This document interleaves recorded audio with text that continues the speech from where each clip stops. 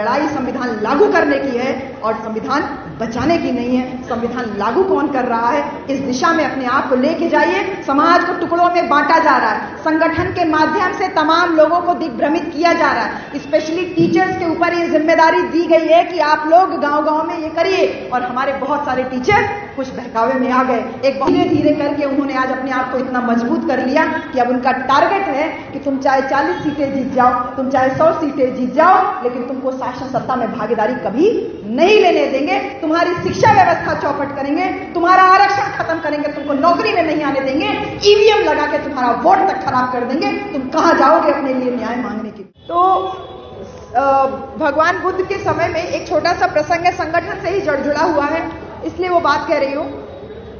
वज्जी, वैशाली के वज्जी के ऊपर राजा अजातशत्रु आक्रमण करना चाहते थे। तो वो एक बार भगवान बुद्ध के पास आए और उनकी राय लेना चाहे कि मैं वैशाली के वज्जियों के ऊपर आक्रमण करना चाहता हूं। तो भगवान बुद्ध डायरेक्ट अजातशत्रु से बात नहीं कर रहे हैं, बल्कि अपने जो सबसे प्रमुख शिष्य थे आनंद भंते, उनसे बात कर रहे हैं। और आनंद से कह रहे हैं, आनंद ये बताओ, क्या वज्जी लोग समय समय पर सन्निपात करते हैं? सन्निपात का मतलब होता है मीटिंग्स करते हैं, बैठक करते हैं। तो आनंद बोले हाँ, आनंद जी बोले कि हाँ भंते जी, हाँ भगवान, वज्जी लोग समय समय पर बैठ के करते रहते हैं, सन्निपात करते रहते हैं। तो भगवान बुद्ध कहते हैं, जब तक वज्जी लोग समय समय पर बैठक करते रहेंगे तब तक उनको कोई पराजित नहीं कर सकता। तो पहला संगठन का जो उद्देश्य भगवान बुद्ध ने उस वज्जियों के आक्रमण के संदर्भ में आनंद के माध्यम से अजातशत्रु को दिया, वो हम सब लोगों के लिए भी है कि अगर हम समय समय पर बैठक करते हैं तो हमें कोई पराजित नहीं कर सकता। दूसरी बात भगवान उनसे बोलते हैं, आनंद से पूछते हैं, क्यों आनंद, क्या वज्जी लोग बाहर से विद्वान जनों को बुला के उनका भरपूर आनंद सत्कार करते हैं, उनका उद्बोधन सुनते हैं? बाहर से विद्वान जनों यानी भंते लोगों को और भी जो विद्वान लोग हैं उनको बुलाते हैं?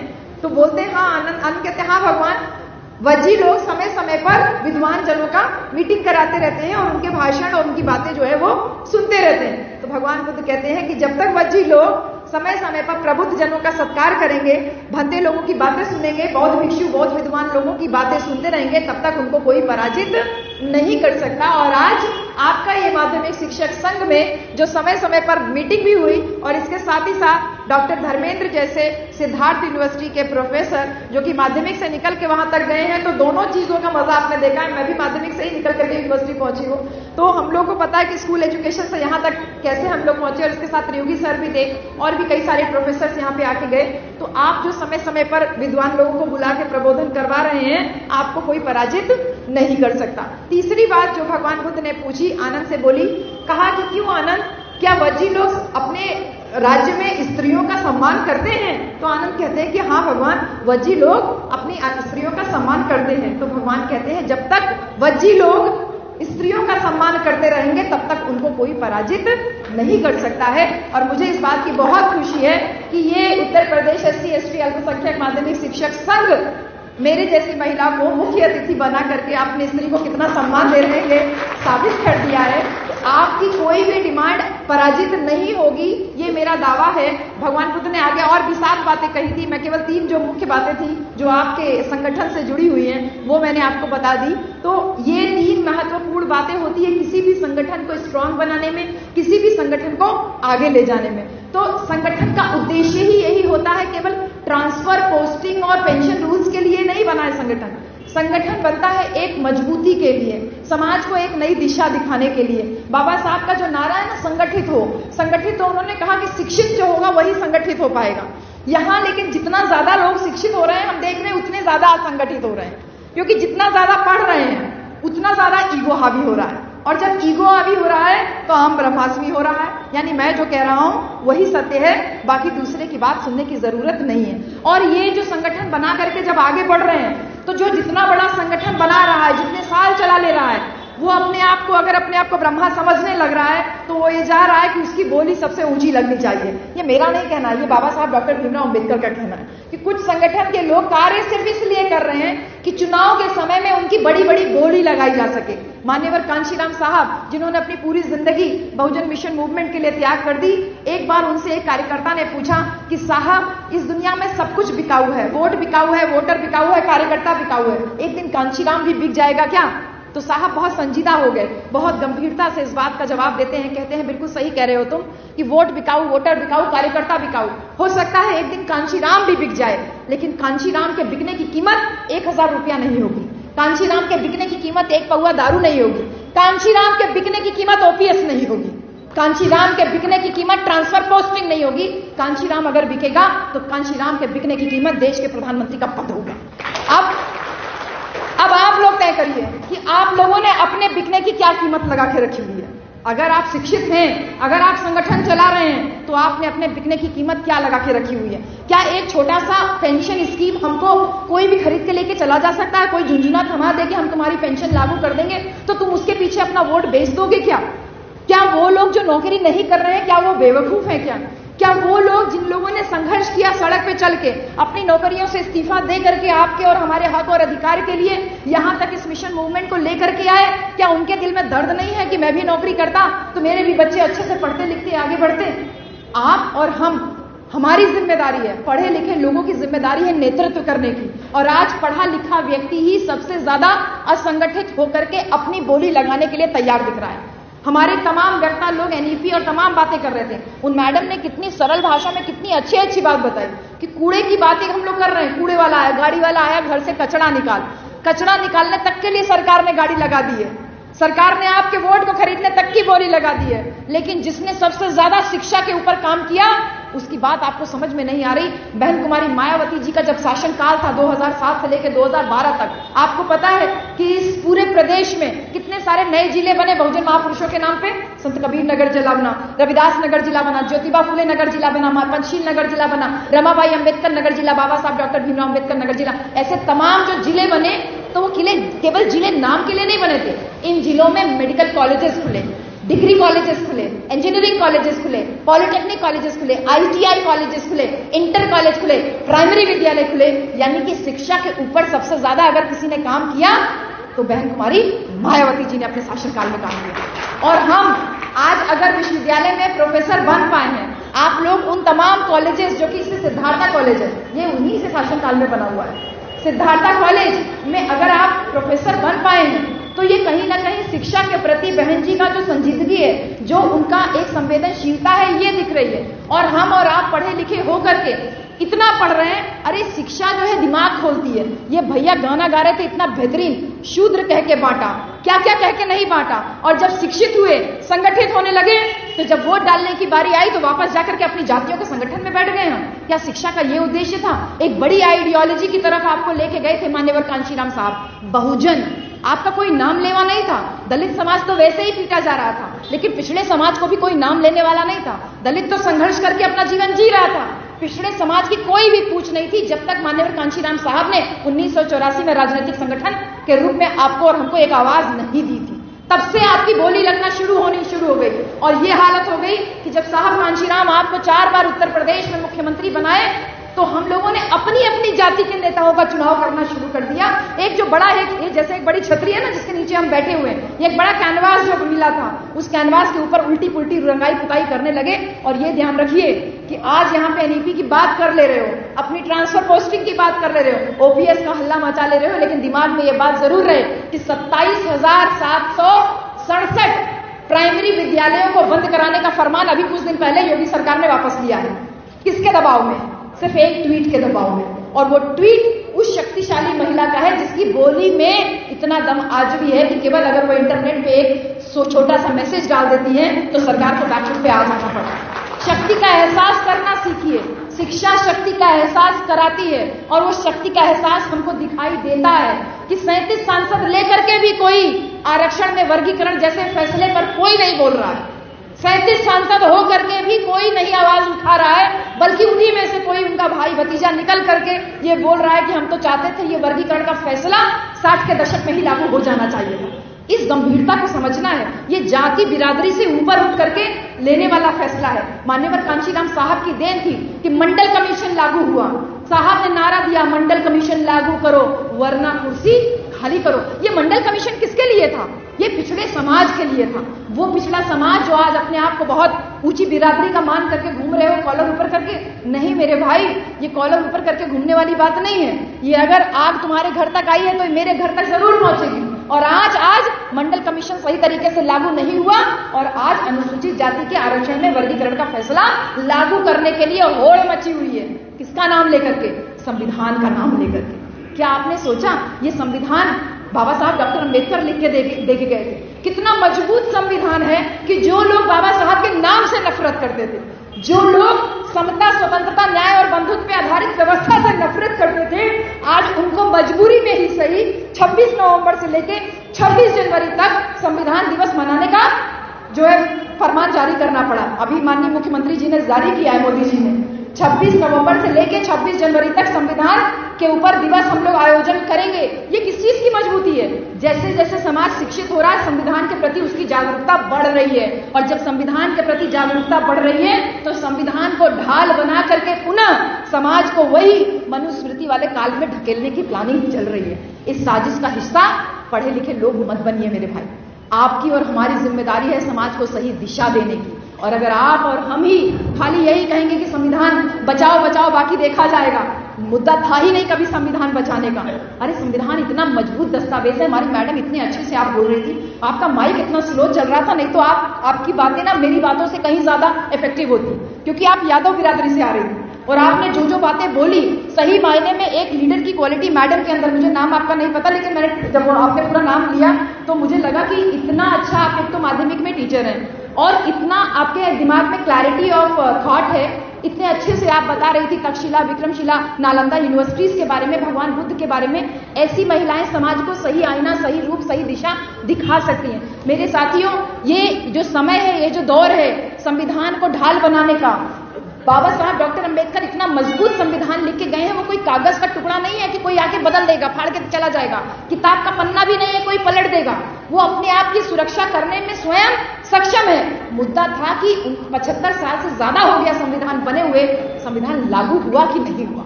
और संविधान लागू करने का काम तमाम medical college, engineering college, degree, polytechnic, inter colleges बनाने वाली बहन कुमारी मायावती जी के शासनकाल में हो रहा था, जब लड़कियों की शिक्षा फ्री में दी जा रही थी, SC, ST, OBC की माइनॉरिटी की शिक्षा फ्री में चल रही थी और उल्टे वजीफा अलग से मिलता था।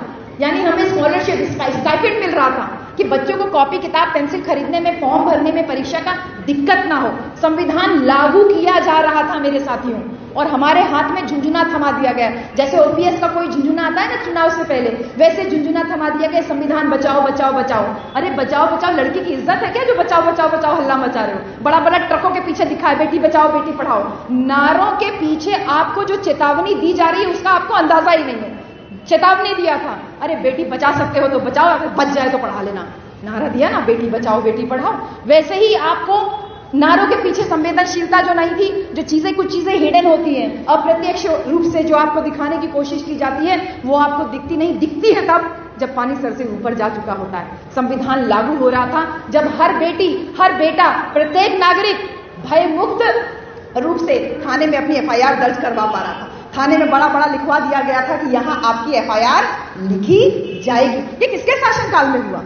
संविधान लागू जिनके शासनकाल में मैं बात कर रही हूँ। मैं राजनीतिक बात कोई नहीं कर रही हूँ, लेकिन ये सारे मुद्दे मुझे अब सोचने के लिए मजबूर करते हैं जब मैं फील्ड में लोगों के बीच में जा रही हूँ। चुनाव लड़ना, चुनाव हारना, चुनाव जीतना, ये एक अलग प्रक्रिया है। इसके पहले मैं एक बनारस हिंदू यूनिवर्सिटी में प्रोफेसर भी हूँ और एक प्रोफेसर होने के नाते मैं अपना दायित्व पहले भी निर्वहन कर रही थी, लेकिन एक राजनेता के रूप में जब मुझे अवसर मिला तब मैंने उसको उस नजरिए से जब देखा तो मुझे समझ में आया कि कितना बड़ा मिशन मूवमेंट का काम हो रहा था जब शिक्षा के प्रति इतना बड़ा काम किया गया। वो फ्री में राशन बांट के बड़ा बड़ा होर्डिंग लगा रहे हैं। हमने फ्री में शिक्षा दी, लेकिन उसका प्रचार आप और हम शिक्षक मिलकर के भी नहीं कर पाए। और हम और आप ही हैं जो अब उन सारी चीजों को पीछे लेग पुलिंग कर रहे हैं, उनकी टांग खिंचाई कर रहे हैं और ये सोच रहे हैं कि अरे एक तो दलित समाज की है, अरे कैसे भी हट। वो दलित समाज की लीडर नहीं है, वो बहुजन समाज की लीडर है। उसको विश्व की 6 शक्तिशाली महिलाओं में, टॉप 6 महिलाओं में पोजीशन मिली है। ऐसे ही नहीं मिली है क्योंकि उन्होंने आज तक किसके साथ समझौता नहीं किया। उन्होंने कभी भी समाज के सम्मान के साथ समझौता नहीं किया। समाज को आगे बढ़ाने के लिए, समाज को सही दिशा दिखाने के लिए कभी भी पीछे नहीं हटी। चाहे वो आरक्षण में वर्गीकरण वाला मुद्दा हो, चाहे 27,000 28,000 विद्यालय बंद करने का मुद्दा हो, चाहे बच्चों को फ्री में एजुकेशन देने का मुद्दा हो। हम औरतों के लिए जननी सुरक्षा योजना के तहत जो 108 नंबर एम्बुलेंस चल रही है ना, ये बहन जी की देन है। उन्होंने देखा कि गांव में औरतें प्रसव के दौरान मर जाती हैं। ये एम्बुलेंस का कॉन्सेप्ट ही उन्हीं का था कि हर दरवाजे एम्बुलेंस पहुंचे, कि ना तो जच्चा मरे ना तो बच्चा मरे। इतना कौन सोच सकता है? वही सोच सकता है जिसके एजेंडे में, पॉलिटिकल एजेंडे में भारत का संविधान हो। तमाम पॉलिटिकल पार्टी अपने मैनिफेस्टो जारी करती है चुनाव से पहले, लेकिन मान्यवर कांशीराम साहब से एक बार किसी ने पूछा था यही बात कि तमाम पार्टियां डिक्लेयर करती हैं हम ये देंगे वो देंगे, आपकी पार्टी क्या कहती है? तो साहब कहते हैं कि हमारा भारत का संविधान ही हमारा पॉलिटिकल मैनिफेस्टो है, और जब हमारी पार्टी शासन सत्ता में आएगी तो संविधान को लागू करने का काम करेगी। इसी बात को तमाम मीडिया हाउसेस ने पकड़ के रखा हुआ है, और इसीलिए संविधान लागू करने की बजाय एक दूसरा मुद्दा थमा दिया जा रहा है, संविधान बचाओ संविधान बचाओ। गांव-गांव संविधान लेकर के बचाने का नाटक करते घूम रहे हैं। और कल एक राजनेता को मैंने संविधान की किताब लेकर के शपथ लेते हुए भी सदन में देखा, जिनका अपना भाई जाके ऑस्ट्रेलिया में बयान देके आता है कि हमारी सरकार अगर इंडिया में बनी तो सबसे पहले हम आरक्षण खत्म करेंगे। तो आरक्षण केवल हमारा नहीं खत्म होगा मैडम, आपका भी खत्म होगा। यानी एससी ओबीसी माइनॉरिटीज को मिलने वाली जो सहूलियतें हैं वो खत्म होंगी। एक भाई वहां जाके दावा करता है और बहन यहां आकर के संविधान की किताब लेकर के नाटक नौटंकी करती है। और ये बात आपको हमको बहुत अच्छे से समझ लेनी है कि एक बहुत बड़ा जो एक ड्रामा इस बहुजन समाज के साथ खेला जा रहा है, इस ड्रामे को अगर सही तरीके से हमने नहीं समझा और इस ड्रामे का काट नहीं ढूंढा तो ना आप सुरक्षित रहेंगे ना हम सुरक्षित रहेंगे। धीरे धीरे करके उन्होंने आज अपने आप को इतना मजबूत कर लिया कि अब उनका टारगेट है कि तुम चाहे 40 सीटें जीत जाओ, तुम चाहे 100 सीटें जीत जाओ, लेकिन तुमको शासन सत्ता में भागीदारी कभी नहीं लेने देंगे। तुम्हारी शिक्षा व्यवस्था चौपट करेंगे, तुम्हारा आरक्षण खत्म करेंगे, तुमको नौकरी में नहीं आने देंगे, ईवीएम लगा के तुम्हारा वोट तक खराब कर देंगे। तुम कहां जाओगे अपने लिए न्याय मांगने के लिए? इसलिए मेरे साथियों, सजग हो जाइए, संजीदा हो जाइए। लड़ाई संविधान लागू करने की है और संविधान बचाने की नहीं है। संविधान लागू कौन कर रहा है, इस दिशा में अपने आप को लेके जाइए। समाज को टुकड़ों में बांटा जा रहा है, संगठन के माध्यम से तमाम लोगों को दिग्भ्रमित किया जा रहा है। स्पेशली टीचर्स के ऊपर ये जिम्मेदारी दी गई है कि आप लोग गांव-गांव में ये करिए, और हमारे बहुत सारे टीचर कुछ बहकावे में आ गए। एक बहुत सम्मानित इंटर कॉलेज के टीचर थे, उन्होंने कहा कि मैं इसके पहले जो है इस वाले चुनाव में, लोकसभा चुनाव में, मैं फला व्यक्ति के पास गया, राष्ट्रीय अध्यक्ष के पास गया, मैंने उनको बहुत सारी बातें सुनाई और उनकी पूरी बात उन्होंने हमसे बात किया, मैंने उनको बात तमाम सुनाई। आपने आरक्षण प्रमोशन में आरक्षण का बिल फाड़ा, आपने महिला आरक्षण का बिल फाड़ा, ये फाड़ा वो फाड़ा। हमने कहा अच्छा, उन्होंने आपकी बात सुनी, उसके बाद कहते अरे मैंने अपनी बात सारी कह ली। मैंने कहा तो कह के क्या हुआ, वोट आपने किसको दिया? तो बोल रहे कि आप उनसे मिलने गए थे तो वोट उन्हीं को दिया।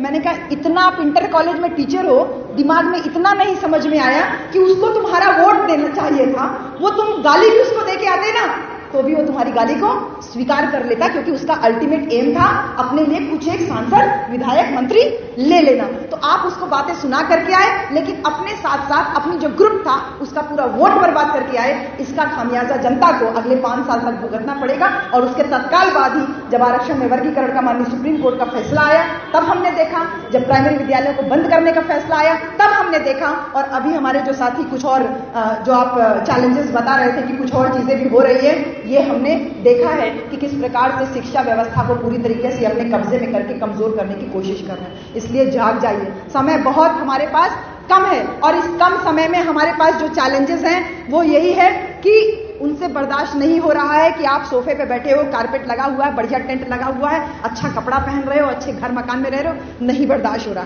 टारगेट है जाति वाले धंधे में आपको वापस पहुंचाना, और यही टारगेट ये जो आपने अपना विषय रखा है ना, इसमें तमाम वक्ताओं ने उन सारी बातों पे बहुत विस्तार से बोला है। मैं उतना बात नहीं कहूंगी, ये जरूर कहूंगी जो बाबा साहब डॉक्टर अंबेडकर की बात जो सचिन जी बोल के गए कि I am a part apart, मैं एक अलग अस्तित्व रखता हूं। वैसे ही एससी, एसटी, ओबीसी और माइनॉरिटी एक अलग अस्तित्व है।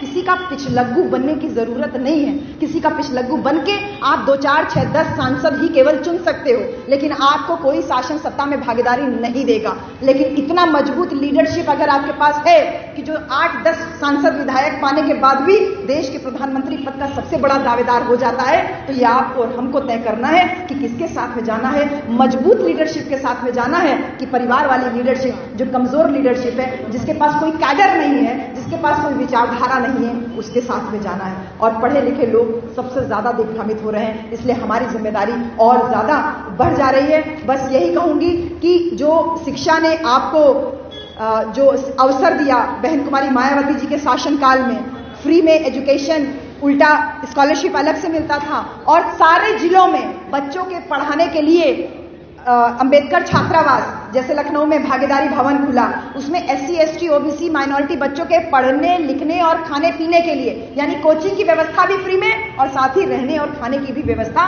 की गई। ये शासन हमको वापस लेकर के आना है। हमें टारगेट है कि हमको फ्री में राशन नहीं चाहिए, हमको संविधान बचाने की लड़ाई नहीं लड़नी है, हमको संविधान लागू करने की लड़ाई लड़नी है। और किस प्रकार से जो शिक्षा को फ्री कर दे, जो शिक्षा को मजबूत कर दे, जो बच्चों के भविष्य के साथ खिलवाड़ न करे, हमारा साथ उसके साथ में होना चाहिए। यही सारी बातें मैं आप सबसे कहने के लिए आई हूं।